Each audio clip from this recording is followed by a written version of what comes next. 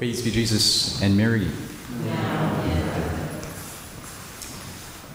the 13th century, a Belgian nun named Saint Juliana received a vision that will eventually lead to a very important change in the Church's liturgical calendar.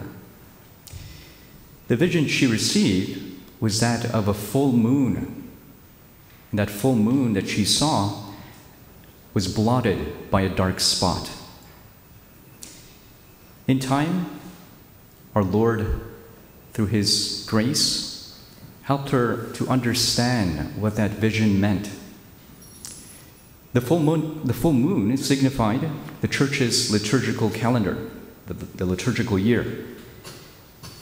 And the blotted dark spot was a missing feast that He ardently desired.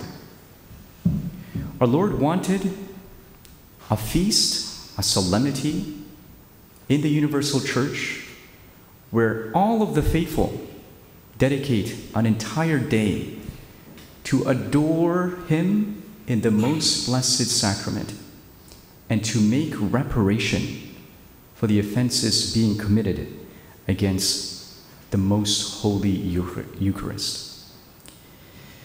Thanks to Saint Juliana, thanks to her holiness of life, and thanks to her ardent work, Urban IV would eventually institute the solemnity that we celebrate today, the Solemnity of Corpus Christi. Urban IV, in his bull, when he institutes the solemnity, Transiturus de hoc mundo, he actually alludes and he discreetly affirms the mystical experiences of Saint Juliana. And in that bull, he repeats the purpose of this feast. He wants all of the faithful to dedicate one entire day to celebrate, to adore this great sacrament, the most holy Eucharist, and to make reparation for the offenses being committed against this blessed sacrament. So today we celebrate the solemnity of Corpus Christi. We celebrate the source and the summit of our Christian life. We celebrate what we call the mystery of faith. If someone were to ask you, give me one reason why you believe in the most holy Eucharist. There's plenty of reasons. But why do we, as Catholics, believe in the most holy Eucharist? The first Christians believed in the most holy Eucharist. That's a good reason. Some of the greatest minds in the history of the Church believed in the most holy Eucharist.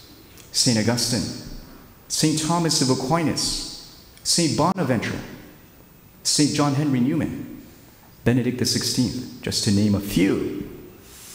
All of them believed in the most holy Eucharist. That's a good one. Many martyrs shed their blood and gave their life to profess their faith in the most holy Eucharist. That's a good reason. Many of the mystics had specific Eucharistic mystical experiences. Padre Pio, Saint Faustina, etc., etc. That's a good reason. There are plenty of Eucharistic miracles. Good reason. But if you had to boil it down to one reason, why do you, as a Catholic, believe in the most holy Eucharist? Again, these are all valid and good reasons. But here's the best one. Because Jesus said so. Because Jesus said so, period. In the Gospel of John, chapter 6, he says, I am the living bread that came down from heaven. My flesh is true food, and my blood is true drink. Whoever eats my flesh and drinks my blood remains in me, and I in him. Jesus said so. Our belief in the most holy Eucharist is based on what Jesus said. But not only. Our belief in the most holy Eucharist is based not only on what Jesus said, but also on what Jesus did. When you read the Synoptic Gospels and St. Paul, they all recount the institution of the Eucharist. On the night he was betrayed, our Lord did something very specific. He took bread, he took wine, and he said, "This is my body. This is my blood." Words by which and through which he institutes the most holy Eucharist. This is what our Lord did. After that, get this now, he says, "Do this in memory of me."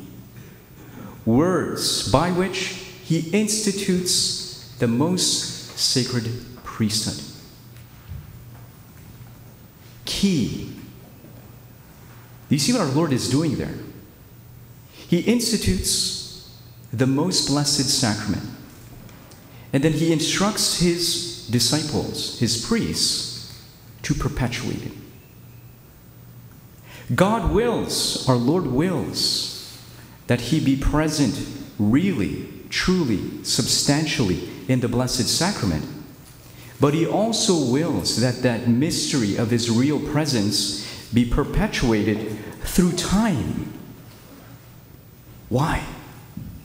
Because he wills and he wants to be really, truly, substantially present in the most holy Eucharist. And he wills and he wants to be really, truly, substantially present in your life. What a gift. He institutes the most holy Eucharist. He perpetuates it in time so that you may adore him, so that you may love him, so that you may visit him often. You see, what a beautiful gift. He is really, truly, substantially present in the most blessed sacrament. How often do we go to Mass when we can, especially during the weekdays? How often do we visit our Lord in the most blessed sacrament? Do we carve out time to adore him in the Blessed Sacrament? Do we make spiritual communions? You see, our Lord is truly present, and hence the blasphemies, the sacrileges, the offenses committed against the most blessed sacrament need reparation. When I was a seminarian in North Italy, I still remember, I will never forget it. A certain time in the year where there was a group of Satanists who publicly promoted and were publicly promoting that there was a week where they were going to celebrate black masses. I'll never forget it. All over town there was posters, and despite the fact that the Catholics protested, they still obviously went through it. After that week, that whole town was struck by an earthquake. I was there. Never forget it. It seemed like a train was coming by and my cell was rocking. I was like, this is not normal. Turned the lights on, there was a humongous crack on the wall. An earthquake hit that town. Since our Lord is really and truly present in the Blessed Sacrament, the offenses, the sacrileges, and the blasphemies committed against the most holy Eucharist should move us to make reparation. And brothers and sisters, it's not very hard. All we need to do is Be in the state of grace and receive him in Holy Communion with that intention. And that is so consoling to the heart of our Lord. Today we celebrate this great solemnity. And we always need to remember that our Lord took human nature from the Blessed Virgin Mary. Ave verum corpus natum de Maria Virgine. Hail, true body, born of the Virgin Mary. Let me end by saying this. Notice how Our Lady herself, in her approved apparitions, Fatima, Lourdes, Guadalupe, notice how Our Lady herself always requests for something very specific. She always requests for a chapel to be built. Why? Because in the chapel, there is the Blessed Sacrament, where our Lord is really, truly, substantially present. She always leads us to our Lord Jesus Christ. May the Blessed Mother help us adore our Lord.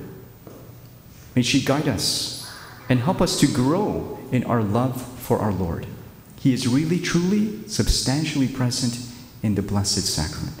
And may she help us through her grace make him really and truly the source and the summit of our life.